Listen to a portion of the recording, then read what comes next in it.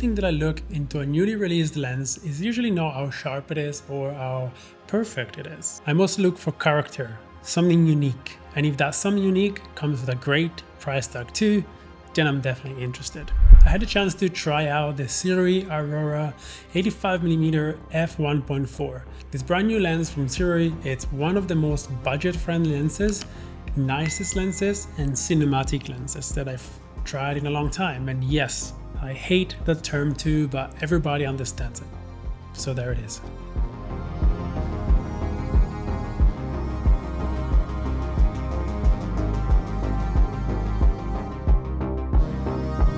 Look, there's plenty of videos out there about all of the tech nerds and gear, and I'm one of them, but I don't like to talk about these things in my YouTube videos. I like to talk about how do I actually find this lens? How do I find it while I'm shooting? With my style of filmmaking, which is pretty like documentary run and gun, how do I like this lens? Does it cover everything I needed for such a special focal length?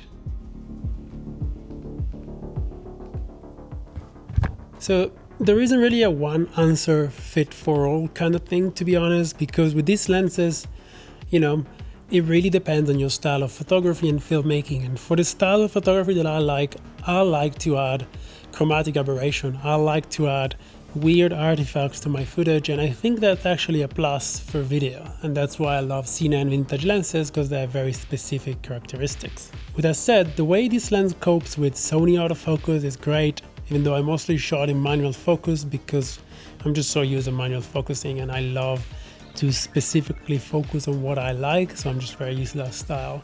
But with that said, autofocus works great. And the way this lens recognizes colors and just sharpness and everything in between, it's just great.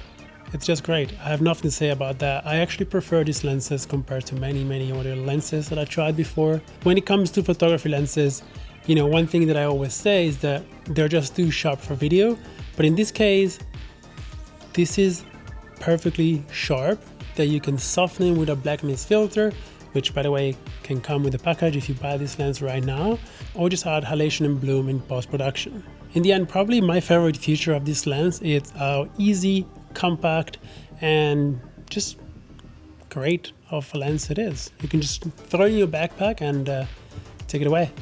Easy. It's like 400 grams, I think, 450 grams, which is super light. Most of my lenses are like a kilo. So if you're looking for something compact, 85mm, 1.4, cheap, that's your guy.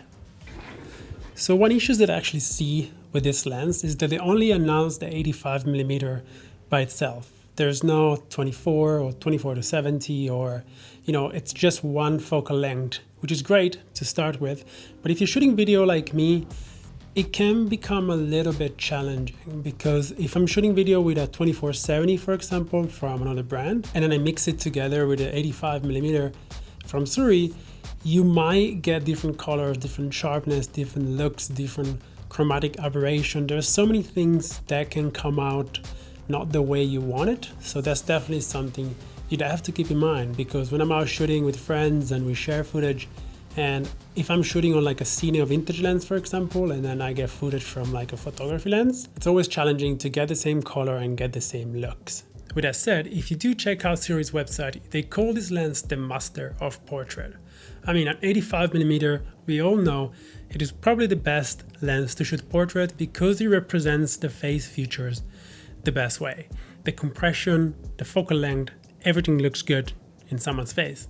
And all of this video has been shot on the same 85mm from Sirui, and it's all very shallow, even though I'm shooting this one, for example, at f3.2 or 3.5 or something.